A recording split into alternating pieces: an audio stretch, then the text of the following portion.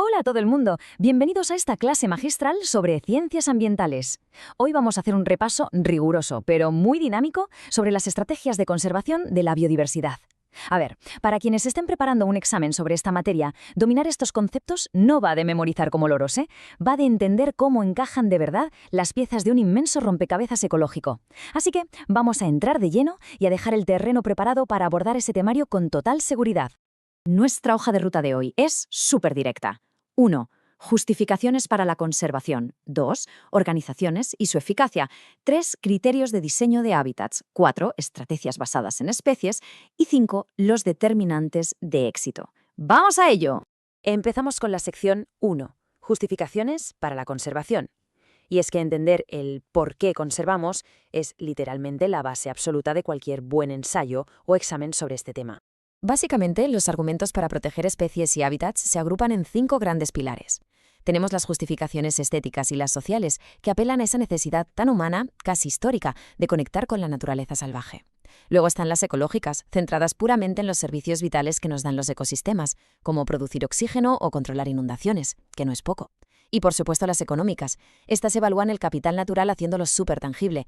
Pensemos en el ecoturismo en lugares como Costa Rica. Genera miles de millones de euros al año. Esto demuestra, con cifras en la mano, que conservar tiene un impacto financiero directo.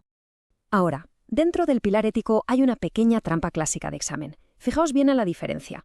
Por un lado, tenemos el valor intrínseco, que básicamente establece que una especie tiene derecho a existir solo por el hecho de estar viva, sin importar si nos es útil a los humanos o no. Y por otro lado, están los bioderechos o biorights, que van un paso más allá. Es un marco donde los humanos asumimos el papel de administradores, con la responsabilidad moral y activa de proteger esos derechos para que los ecosistemas puedan autoperpetuarse. Pasamos a la sección 2, organizaciones y su eficacia.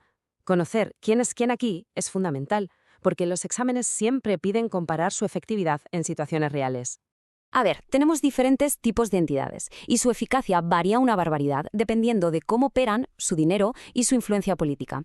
Por un lado están las ONG, las no gubernamentales, tipo Greenpeace. Son rapidísimas, idealistas y saben usar la presión pública como nadie. Seguro que os viene a la cabeza la imagen de activistas encadenándose a un árbol, ¿verdad? Buscan una reacción mediática inmediata. Pero por otro lado tenemos a las organizaciones intergubernamentales y gubernamentales.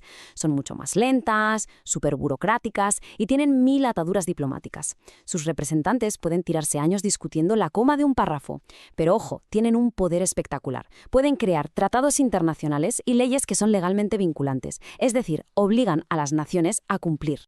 Sección 3. Criterios de diseño para la conservación de hábitats. Cuando se planifica un área protegida, no vale con trazar un círculo en un mapa y rezar para que funcione. Hay criterios innegociables. Hablamos del tamaño, de la forma, de cómo los efectos de borde amenazan el núcleo y de lo cerca que esté la influencia humana.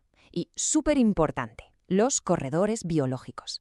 Sin pasillos que conecten las zonas, aislamos a las poblaciones y el equilibrio se rompe. De hecho, hoy en día se exige un enfoque mixto, una estrategia súper inteligente que combina gran diseño del hábitat físico con la protección simultánea de las especies que viven ahí. Viendo este tipo de distribución desde el aire, la diferencia salta a la vista. A nivel de éxito ecológico, tener una sola zona continua y enorme le da 1000 vueltas a tener varios fragmentos pequeñitos y desconectados, aunque en total sumen las mismas hectáreas. Las áreas grandes son las que de verdad maximizan la diversidad y dan el refugio necesario a esas especies que necesitan territorios inmensos para cazar o para criar. Y sí, la geometría es literalmente una cuestión de vida o muerte aquí. Si haces una reserva súper alargada y estrecha, casi toda su superficie funciona como una frontera, expuesta al máximo. En cambio, las formas compactas, como los círculos o los óvalos, son las ganadoras. Reducen al mínimo la proporción entre el perímetro y el área, protegiendo el ecosistema central de todo el ruido y las alteraciones externas. Hablando de alteraciones externas, fijaos en este choque tan brusco. Aquí es donde entra el infame efecto de borde. Ocurre cuando tienes una ciudad o un pueblo denso pegado de golpe a un bosque. En esa zona de transición, llamada ecotono, esos primeros 100 a 300 metros hacia el interior del bosque sufren muchísimo. Sube la temperatura, penetra más el viento, hay actividad humana constante y es la alfombra roja perfecta para que entren especies invasoras y expulsen a la fauna autóctona. Llegamos a la sección 4. Estrategias basadas en especies. Cuando proteger el terreno no basta, toca el plan B, centrarse en los organismos concretos. Hay 4 grandes frentes. El marco legal de CITES, los programas de cría en cautividad y zoológicos, las especies emblemáticas y las especies clave. Y un apunte importantísimo, las convenciones internacionales más recientes están trabajando a tope para crear una colaboración brutal entre naciones, porque ya nos hemos dado cuenta de que estas estrategias, si cada país hace la guerra por su cuenta, no funcionan. El primer gran escudo es CITES, la Convención sobre el Comercio Internacional de Especies Amenazadas. Es un acuerdo internacional voluntario monumental. Lo que hace es clasificar especies en diferentes apéndices o listas, dependiendo de su riesgo, para prohibir o regular de forma estrictísima la venta y transporte entre fronteras de animales, plantas o sus derivados. Pensad en cosas como el marfil o ciertas maderas exóticas. Es una herramienta clave para frenar la sobreexplotación directa. Vale, parad las antenas aquí, porque este es el típico punto donde mucha gente resbala estudiando. Diferencia entre especie emblemática y especie clave. La emblemática o carismática es puro marketing para la conservación. Pensad en el oso panda. Su mantenimiento cuesta millones, pero atrae tantos fondos que de rebote se protegen los inmensos bosques de bambú, donde viven cientos de especies menos famosas.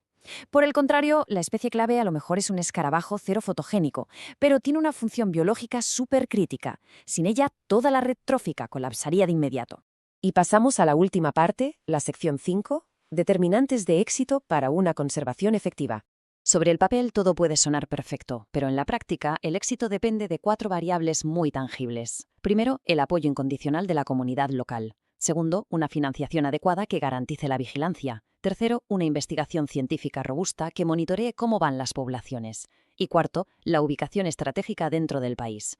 Te falla uno solo de estos elementos y el mejor diseño teórico del mundo está condenado a fracasar. Y es que la ubicación lo cambia todo.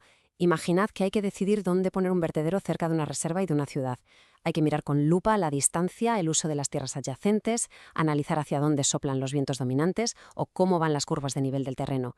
Un pequeño error de cálculo y tienes toda la contaminación cruzando directamente hacia tu área protegida por el aire o por la escorrentía del río. Al final, la geografía externa dicta totalmente el destino interno. Para cerrar esta clase os dejo con este gran desafío intelectual. Si os cae un ensayo de desarrollo, tenéis que ser capaces de sintetizar de qué manera la proximidad de los centros urbanos y el uso de las tierras circundantes dictan el diseño definitivo y el éxito de un área natural protegida. Reflexionad sobre cómo convergen los efectos de borde, la geometría del terreno y la necesidad de financiación. Quien hace un análisis conectando todas estas piezas es quien se lleva la nota más alta. ¿Seréis capaces de unir los puntos en el examen? Muchísimo ánimo con el estudio y a por todas.